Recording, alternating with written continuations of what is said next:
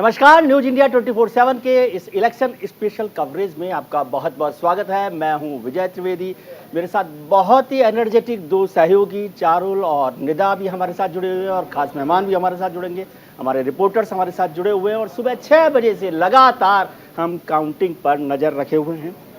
जैसे जैसे डेवलपमेंट हो रहा है, जैसे जैसे सूरज चढ़ता जा रहा है, उसी के साथ साथ नंबर भी बदलते जा रहे हैं। इस सब पर हम लोग चर्चा कर रहे हैं। हमारी बारीक नज़र, हमारी तीखी नज़र और बिना एजेंडा की जो न्यूज़ रिपोर्टिंग है वो आपको सही नतीजे हैं उन तक पहुंचाएगी। यही कोशिश हम लगातार कर रहे हैं।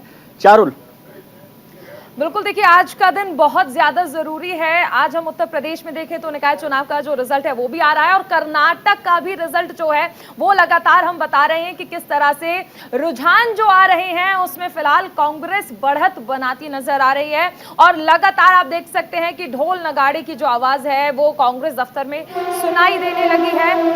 निदा के पास एक बड़ी खबर है। निदा, हाँ बिल्कुल, एक अहम खबर आ रही है, बड़ी खबर आ रही है, वो आपको बताने की। देखिए लगातार जैसे कि हम आपको बता रहे हैं फिलहाल रुझानों के हिसाब से आप तक हर खबर हर अपडेट हम पहुंचा रहे हैं। तो रुझान जो कह रहे हैं वो ये कि सभी सीटों के रुझान इस वक्त आ गए। जी हाँ, कर्नाटक में वोटों की गिनती सुबह से जारी थी और फिलहाल सभी सीटों के रुझान जो है वो सामने आ चुके हैं। अहम खबर, बड़ी खबर आपको बता दें कि बीजेपी 80 और कांग्रेस 110 सीटों पर आगे चल रही है। तो अहम खबर इस वक्त की कर्नाटक में सभी सीटों के रुझान सामने आ चुके हैं। जी हाँ, जो फिलहाल ताजा टैली अपडेट है रुझानों के हिसाब से वो आपको बताने की बीजेपी 80 और कांग्रेस 110 सीटों के साथ आगे चल रही है। तो कर्नाटक में सभी सीटों के रुझान सामने आ चुके हैं। तो अहम खबर, बड़ी खबर, फिलहाल कांग्रेस जो लगातार एग्जिट पोल में भी बाजी मारती हुई नजर आ रही थी, लेकिन अभी रुझानों में भी कांग्रेस बाजी मारती हुई नजर आ रही है। फिलहाल ताजा अपडेट यह है कि सूत्रों के हवाले से यह बड़ी खबर आ रही है कि तमाम सीटों के जो नतीजे यानी कर्नाटक की 224 विधानसभा सीटों की रुझान आ चुकी है और रुझानों के बाद कांग्रेस में हलचल देखने को मिल रही है क्योंकि विधायकों को बेंगलुरु लाने की तैयारी की जा रही है। तो अहम खबर, बड़ी खबर, हालांकि ये पूरी खबर अभी तक सूत्रों के हवाले से मिल रही है कि दरअसल जिस तरीके से कांग्रेस का लगातार आंकड़ा बढ़ा, 116 पर कांग्रेस है रुझानों के बाद, लेकिन वही कांग्रेस के अंदर अब हलचल पैदा हो गई है और यही वजह है कि खबर ये मिल रही है कि विधायकों को बेंगलुरु लाने की तैयारी में कांग्रेस पार्टी जुट गई है। मतलब जो विधायक है उनको हटाने का काम किया जा रहा है और इसके बाद सबसे बड़ी बात ये कि क्या किसी तरह का कोई डर कांग्रेस को कि तमाम विधायकों को एक साथ एकजुट करने में अभी से इस कवायद में कांग्रेस जुट गई है। चारुल, बिल्कुल, देखिए सबसे अहम चीज है कि पिछली बार जो तस्वीरें हमने देखी थी कि आगे अगर हम कहें तो सबसे ज्यादा सीट जो थी वो भारतीय जनता पार्टी की आई थी, लेकिन सरकार जो है वो कांग्रेस और जेडीएस ने बनाई थी। लेकिन बाद में जिस तरह से कांग्रेस के विधायक बीजेपी में चले गए थे उसके बाद सरकार भारतीय जनता पार्टी की बनी थी, यानी फूक फूक कर कदम रख रही है फिलहाल कांग्रेस। विजय जी क्या कहेंगे? बिल्कुल ठीक बात है चारुल और निदा। सबसे महत्वपूर्ण सवाल आज की काउंटिंग का यह है कि कर्नाटक में राज बदलेगा या रिवाज बदलेगा। पिछले 38 साल से वहाँ का रिवाज ये रहा है कि जो पार्टी सत्ता में रहती है वो दोबारा लौट कर नहीं आती। आखिरी बार 1985 में रामकृष्ण हेगड़े जनता पार्टी के मुख्यमंत्री के तौर पर दूसरी बार चुनकर आए थे 1983 के बाद 85 में। उसके बाद से आज तक कभी ऐसा नहीं हुआ कि कोई मुख्यमंत्री, कोई पार्टी दोबारा सत्ता में आई हो। तो ये सवाल है महत्वपूर्ण। काउंटिंग जब पूरी होगी तो साफ हो जाएगा कि कर्नाटक में राज बदलेगा यानी भारतीय जनता पार्टी की सरकार बदल जाएगी, कांग्रेस वहां पर आ जाएगी, या फिर रिवाज बदलेगा 38 साल का और भारतीय जनता पार्टी सरकार में कायम रहेगी। अभी तक की जो रुझान सामने आ रहे हैं उसमें कांग्रेस पार्टी बहुमत के पास दिखाई दे रही है। जैसे निदा ने भी जिक्र किया, कांग्रेस इस समय 116 सीटों पर आगे है और भारतीय जनता पार्टी 77 सीटों पर आगे है। कर्नाटक में 224 सीटें हैं, बहुमत का आंकड़ा है 113 सीटों का। एक और महत्वपूर्ण सवाल चल रहा था कि क्या जेडीएस के जो कुमार स्वामी हैं वो किंग मेकर की भूमिका में होंगे। फिलहाल ऐसा नहीं लगता है। यदि कांग्रेस को बहुमत मिल जाता है तो जेडीएस की जरूरत शायद उनको ना पड़े, लेकिन आंकड़ा अभी बहुत करीब है। तो जेडीएस के जो लोग हैं, कुमार स्वामी साहब जो श्री रामनगरम से आते हैं, श्री रामनगरम उनकी जो विधानसभा सीट है चन्नपट्टन, वहाँ से वो हैं, 2 बार मुख्यमंत्री रह चुके हैं, लगातार कोशिश करते रहे राजनीति में उठापटक की। ये ताज़ा तस्वीरें आप देख रहे हैं कर्नाटक से आ रही हैं जहाँ काउंटिंग का काम जो है तेजी से चल रहा है। रामनगरम सीट को मैं आपको जिक्र कर दूं, जिसे पहले रामगढ़ कहा जाता था और ये वो रामगढ़ है जो हिंदुस्तान की सबसे सुपरहिट फिल्मों में से एक शोले की शूटिंग वहां की पहाड़ियों पर हुई थी रामगढ़ में। और गब्बर सिंह का जो सबसे मशहूर संवाद है, डायलॉग है, कितने आदमी थे, वो रामगढ़ की उन पहाड़ियों में शूट किया गया था। और कुमार स्वामी हमेशा इस बात का, ताकत का, इस अंदाजे का, अपनी ताकत का लगाते हैं कि उनके पास कितने आदमी हैं जो किसी को सरकार बनाने का मौका दे सकते हैं। और उसी ताकत की वजह से बिना बहुमत के किसी भी बार जेडीएस को बहुमत नहीं मिला, उसके बाद भी वो दो बार मुख्यमंत्री रह चुके हैं कुमार स्वामी साहब, कांग्रेस के साथ भी, भारतीय जनता पार्टी के साथ भी। कांग्रेस जो है काउंट कर रही होगी कि उन्हें बहुमत के लिए जेडीएस की जरूरत ना पड़े, और साथ ही साथ अपने विधायकों को, साथ ही साथ जो विधायक जो हैं उनके पूरा बहुमत उनको मिल जाए। हमारे साथ खास मेहमान भी हमारे साथ जुड़ गए हैं। सर्वेश्वर पाठक साहब हमारे साथ हैं, अश्वनी शाही साहब हमारे साथ हैं, वीरेंद्र वशिष्ठ साहब भी हमारे साथ जुड़े हुए हैं। आप सब, मनोज यादव भी हमारे साथ जुड़ गए हैं, प्रवक्ता हैं। आप सबका बहुत बहुत स्वागत है। रवि सराफ मेरे सहयोगी जो कांग्रेस पर बहुत बारीक नज़र रखते हैं और बहुत दिनों बाद शायद उन्हें ये मौका मिला है कांग्रेस मुख्यालय में थोड़ी हरकत का, एक्शन का। रवि, आप ही के पास सबसे पहले आता हूं। मैं कांग्रेस की स्ट्राइक रेट देख रहा था कि कर्नाटक में राहुल गांधी ने भारत जोड़ो यात्रा की थी और वहां पर 36% स्ट्राइक रेट रही है कांग्रेस की। यानी जिन सीटों पर राहुल गांधी भारत जोड़ो यात्रा के दौरान कर्नाटक में गए थे उसमें से 36% सीटें कांग्रेस ने जीत ली है। कांग्रेस को बड़ी उम्मीद है। कांग्रेस के दो बड़े लीडर वहां पर हैं, डीके शिव कुमार साहब और सिद्धारमैया साहब। हालांकि सिद्धारमैया साहब वरुणा सीट से पीछे चल रहे हैं। कांग्रेस मुख्यालय में क्या खबर है? खरगे साहब के लिए ये बहुत महत्वपूर्ण है चुनाव की जीत, क्योंकि वो वहां से आते हैं, उसको रिप्रेजेंट करते हैं कर्नाटक को, राष्ट्रीय कांग्रेस के अध्यक्ष भी हैं। उनके अध्यक्ष बनने के बाद उनका स्ट्राइक रेट अभी 50% रहा है। गुजरात और हिमाचल के चुनाव उनके अध्यक्ष बनने के बाद हुए, हिमाचल में कांग्रेस की सरकार बनी और गुजरात में नहीं। तो कर्नाटक सबसे महत्वपूर्ण है, प्रतिष्ठा का राज्य है खरगे साहब के लिए भी। क्या खबर है रवि? बिल्कुल विजय जी, देखिए आपने उत्साह की बात की तो तकरीबन 4 वर्षों के ज़्यादा वक्त के बाद इस तरह की तस्वीरें जो है कांग्रेस मुख्यालय में देखने को मिल रही है, जहां पर ढोल नगाड़े की आवाज़ें सुनाई दे रही है, शंखनाद किया जा रहा है, कोई हनुमान जी के पोशाक में आया है।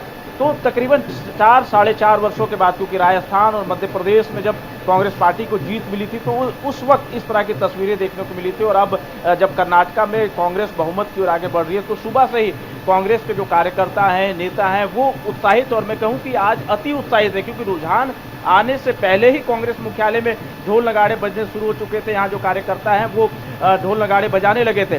तो लगातार इस तरह की तस्वीरें हैं। हाँ, जहाँ तक भारत जोड़ो यात्रा की बात है, तकरीबन 27 दिनों तक राहुल गांधी भारत जोड़ो यात्रा के दौरान कर्नाटक में थे और एक एक करके तमाम कार्यकर्ताओं से मिल रहे थे, नेताओं से मिल रहे थे और जनता से मिलने की कोशिश कर रहे थे।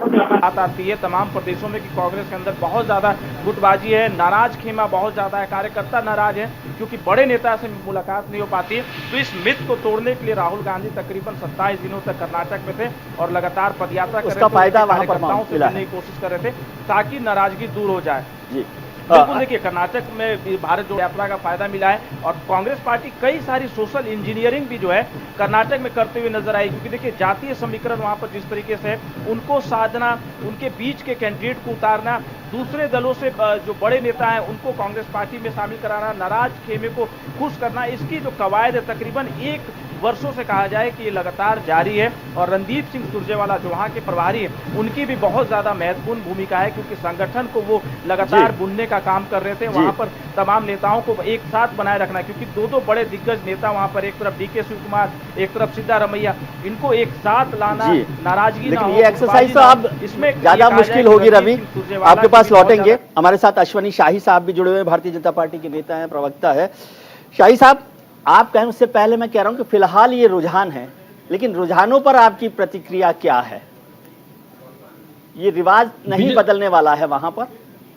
जी विजय जी, देखिए वहां का जो रिवाज रहा है, रुझान तो वही बता रहे हैं कि कर्नाटक की जनता रिवाज की तरफ जा रही है। मगर भारतीय जनता पार्टी के नेताओं के द्वारा, माननीय प्रधानमंत्री जी का जो वहां पर मेहनत रही, जो वहां पर जो कार्यक्रम रहे, कर्नाटक की जनता का जो उत्साह दिखा उन कार्यक्रमों में, मुझे लगता है कि अभी प्राइम मिनिस्टर का स्ट्राइक रेट अश्विनी जी 40% है। जितनी रैली की है प्रधानमंत्री ने जिन सीटों पे, वहां से 40% सीटों पर बीजेपी आगे चल रही है।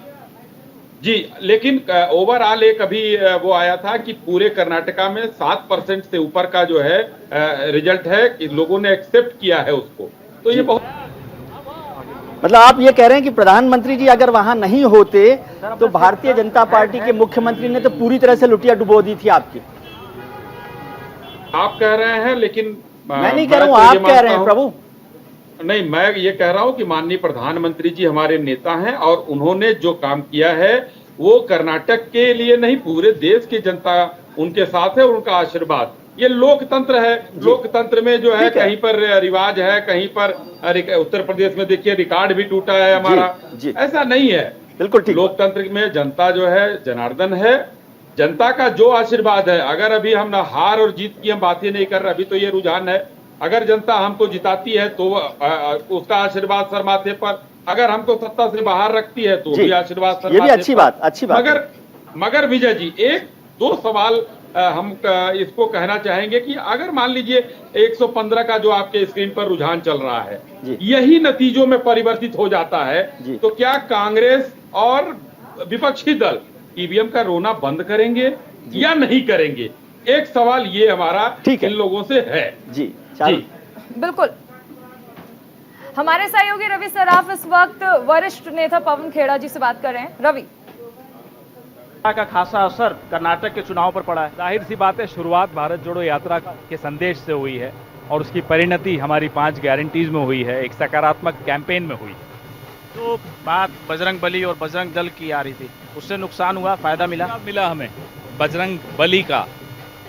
बजरंग दल की तुलना बजरंग बली से करेंगे तो जाहिर सी बात है बजरंग बली जीतेगा। प्रधानमंत्री ने भी, पवन खेड़ा जी बहुत वहाँ पर मेहनत करते हुए नजर आए थे, काफी लंबा उनका रोड शो हुआ था, इसमें कोई शक की बात नहीं है। इतनी मेहनत करते हैं कि आज कर्नाटक के नेता भारतीय जनता पार्टी के पूरा श्रेय उन्हीं को दे रहे हैं इस हार का। इतनी संजीवनी आप लोगों के लिए कर्नाटक से, क्योंकि कर्नाटक हमेशा, चिकमंगलुरु की अगर बात करें तो ये देश के लिए संजीवनी है, क्योंकि देश में जिस तरह के नफरत के बीज बोए जा रहे थे उसका ये खात्मा आवश्यक है और उसकी शुरुआत कर्नाटक से हुई। से कोई बातचीत नहीं, कोई जरूरत नहीं पड़ेगी, हम जीत रहे हैं और सरकार बना रहे हैं। नाराजगी डीके शिवकुमार, सिद्धारमैया किसी की नहीं है।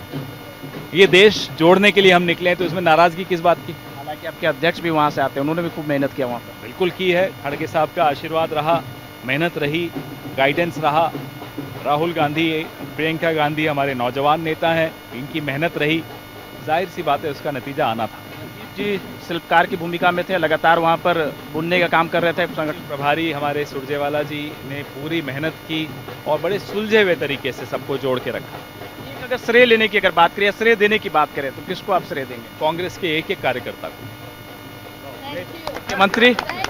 मुख्यमंत्री पवन जी, मुख्यमंत्री वो कांग्रेस विधायक दल तय करेगा, उसमें हमारा कोई भूमिका नहीं है।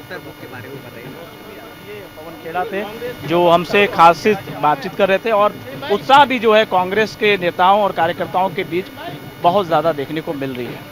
बहुत शुक्रिया रवि, आपने पवन खेड़ा से बात की और बताया कि कांग्रेस किस स्थिति में है। हालांकि अब उनके लिए मुश्किल का काम आने वाला है कि जब उन्हें अपने मुख्यमंत्री का चुनाव करना है। यदि पिछला इतिहास देखें तो मध्य प्रदेश और राजस्थान का संकट जो है कांग्रेस को आज तक परेशान करता रहा है। मध्य प्रदेश में तो सरकार चली ही गई थी उनकी, और राजस्थान में उनके एक मुख्यमंत्री पद के दावेदार सचिन पायलट साहब अभी सड़क पर रोड शो कर रहे हैं। तो अब सिद्धारमैया वर्सेस डीके शिव कुमार या फिर कोई और, ये कांग्रेस लीडरशिप को तय करना है। ये शायद लगता है कि विधानसभा चुनावों में वोटर को अपनी पसंद बताने से ज्यादा मुश्किल काम उनके लिए होगा। सर्वेश्वर पाठक साहब भी हमारे साथ जुड़े हुए राजनीतिक विश्लेषक है। सर्वेश्वर जी, आप किस तरह से देख रहे हैं भारतीय जनता पार्टी के इन नतीजों को? देखिए, भारतीय जनता पार्टी का नतीजा बहुत बुरा तो नहीं कह सकते, जिस तरीके से आशंकाएं जता रही थी, लेकिन ये था कि हाँ, एंटी इनकम्बेंसी का आपको इससे भी खराब लग रहा था? नहीं, इससे खराब तो मुझे नहीं लग रहा था, जबकि वो प्रधानमंत्री जी की जो ताबड़तोड़ रैली हुई उसका असर दिख रहा है कि जो खराब होना था वो ठीक होके ये इस पे आ गई। आप देखिए 2 घंटे हो गए हैं, पोस्टल बैलेट खत्म करके ईवीएम खुल गए होंगे और कमोवेश ये जो स्थिति है अगर यही बनती है तो कांग्रेस पूर्ण बहुमत में आएगी। और दूसरी बात, भारतीय जनता पार्टी को अब अपने स्ट्रेटेजी में सुधार करना पड़ेगा, सोचना पड़ेगा कि जो स्टेट का इलेक्शन है वहाँ के जो जनता के मुद्दे हैं उस पे जीतने की कोशिश करनी पड़ेगी, उस मुद्दों पे काम करना पड़ेगा, क्योंकि डबल इंजन की सरकार तो है, वो बहुत अच्छी बात है, लेकिन जो स्थानीय मुद्दे हैं वो स्टेट इलेक्शन में कहीं ना कहीं हावी रहता है। अब 2018 में देख लीजिए sir, BJP single largest party बन के आई, 104 सीटें, सरकार बनाने में विफल रही। लेकिन वही 2019 में लोकसभा चुनाव होता है, 28 सीटों में से 25 सीटें जीत लेती हैं। तो बीजेपी को अब जो बाकी के राज्य हैं भारत के, जैसे बड़े राज्य में मध्य प्रदेश हो गया, राजस्थान हो गया, छत्तीसगढ़, इनमें पोल जीतने के लिए इनको अपनी स्ट्रेटेजी में सुधार करने की जरूरत है। इनका जो पोल मैनेजमेंट है उनको देखना पड़ेगा अमित शाह जी को कि आखिर कमी कहां रह रही है, कमी कहां रह रही है। चारुल, बिल्कुल, एक सवाल मेरा अश्विनी शाही जी से भी है। अश्विनी जी देखिए, सर्वेश्वर जी भी कह रहे हैं कि कहीं ना कहीं जो राज्य के मुद्दे हैं उन्हें उठाने की जरूरत थी, जो काम कांग्रेस की ओर से किया गया और कहीं ना कहीं रुझान जो हम देख पा रहे हैं उसमें उसे फायदा मिलता नजर आ रहा है। प्रधानमंत्री अक्सर लोकल फॉर वोकल की बात करते हैं और ऐसे में जब वो अमूल का जिक्र करते हैं तो कहीं ना कहीं वो तमाम लोग जो नंदिनी को एक लोकल ब्रांड के तौर पर सबसे ज्यादा तरजीह देते थे, क्या ये माना जाए कि ऐसे ऐसे मुद्दों को उठाना कहीं ना कहीं बीजेपी के फेवर में नहीं रहा, या सिर्फ कॉमन सिविल कोड और बजरंग दल के मुद्दे पर, अपमान के मुद्दे पर ही बीजेपी उतर पाई कर्नाटक चुनाव में? देखिए, नंदिनी और अमूल का मुद्दा कुछ दूसरे तरीके का मुद्दा है, उसको इतना जो है वो न किया जाए, क्योंकि हम लोग वहां पर अपने काम के बदौलत भी गए थे। वहां पर जो हमने इंफ्रास्ट्रक्चर का विकास किया है, जो FDI हम लेकर आए हैं, जो वहां पर हम लोगों ने रोजगार के लिए हेलीकॉप्टर की फैक्ट्री हो या उसके सेमीकंडक्टर की फैक्ट्री हो, हम उस पर भी काम किए। मैसूर से लेकर और जो लोग बेंगलोर तक दिक्कत में थे, वहां पर जो रोड बनाया है, वहां से मुंबई की एक रोड, वहां से एक चेन्नई की रोड, तो ये सारे इंफ्रास्ट्रक्चर पर भी हमने वहां काम किया है और वहां की जनता काफी संतुष्ट भी है हमसे। ऐसा नहीं है कि हमारे विकास किया था सर, तो फिर ये विकास की लड़ाई बजरंग बली पर कैसे आई?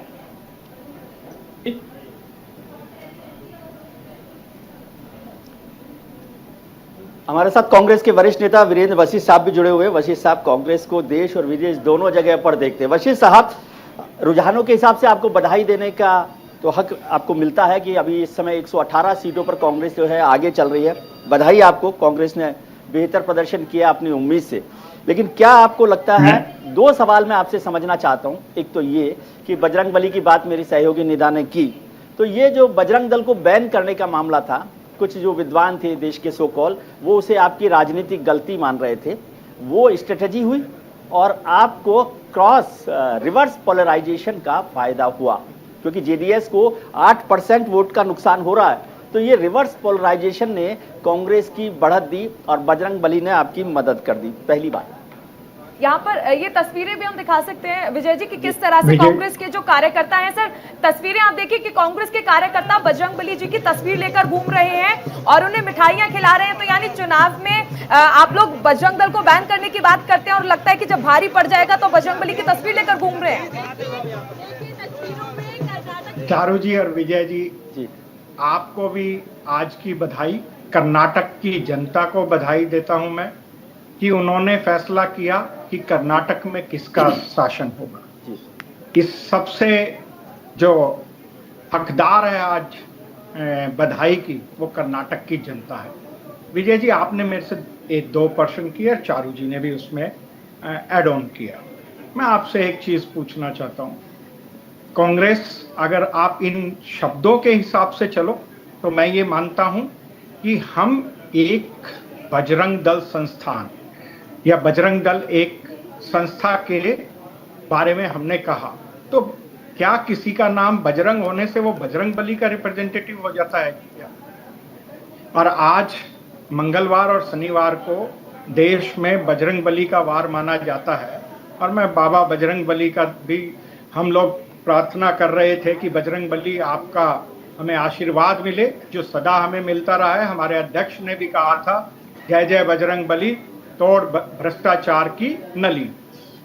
जहां तक बात दूसरा है कि हम चुनाव में बात कर रहे थे अपनी 5 गारंटी की, ये लोग गिनती बता रहे थे कि कितनी बार बदनाम, गाली, ये प्रधानमंत्री ने वहां जो भी बात की विकास की नहीं अपने पे लिया। हमने कहीं ये नहीं किया कि मैं कर्नाटक की जनता का धन्यवाद इसलिए करूंगा आज कि जिस कर्नाटक में एक भाषण के कुछ शब्दों के ऊपर माननीय राहुल गांधी जी की सदस्यता छीनने का काम इस सरकार ने किया। आज उस कर्नाटक की जनता ने भाजपा से उसकी सत्ता छीनने का काम किया है।